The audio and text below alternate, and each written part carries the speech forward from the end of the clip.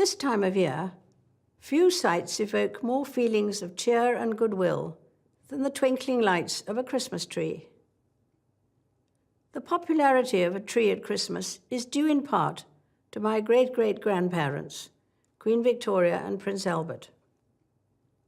After this touching picture was published, many families wanted a Christmas tree of their own, and the custom soon spread. In 1949, I spent Christmas in Malta as a newly married naval wife. We have returned to that island over the years, including last month for a meeting of Commonwealth leaders. And this year, I met another group of leaders, the Queen's Young Leaders, an inspirational group, each of them a symbol of hope in their own Commonwealth communities. Gathering round the tree gives us a chance to think about the year ahead. I'm looking forward to a busy 2016, though I have been warned I may have happy birthdays sung to me more than once or twice. It also allows us to reflect on the year that has passed, as we think of those who are far away or no longer with us. Many people say the first Christmas after losing a loved one is particularly hard.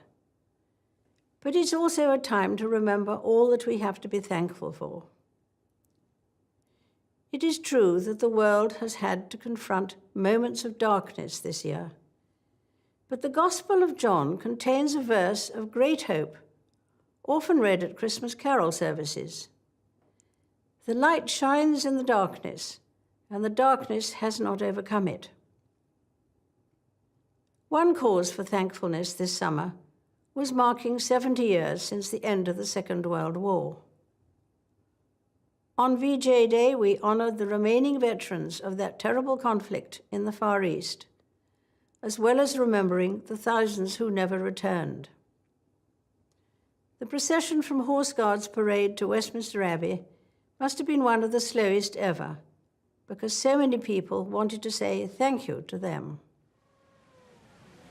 At the end of that war, the people of Oslo began sending an annual gift of a Christmas tree for Trafalgar Square.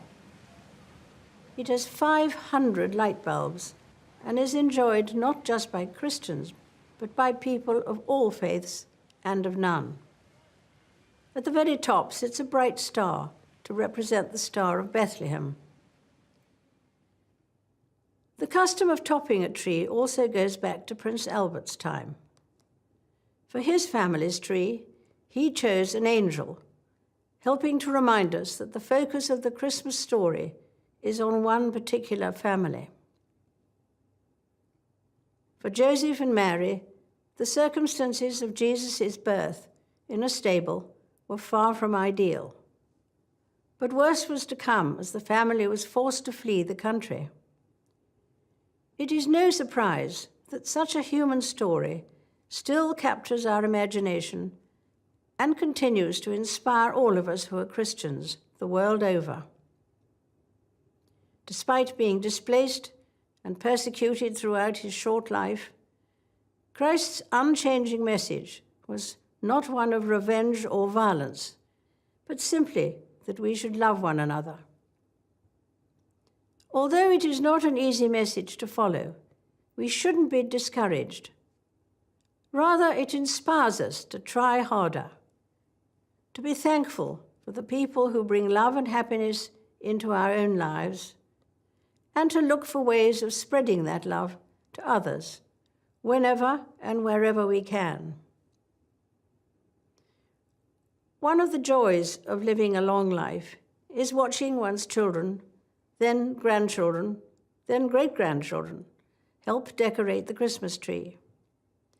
And this year, my family has a new member to join in the fun.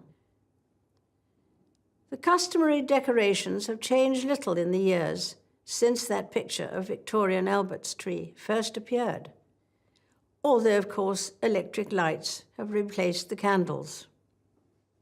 There's an old saying that it is better to light a candle than curse the darkness. There are millions of people lighting candles of hope in our world today.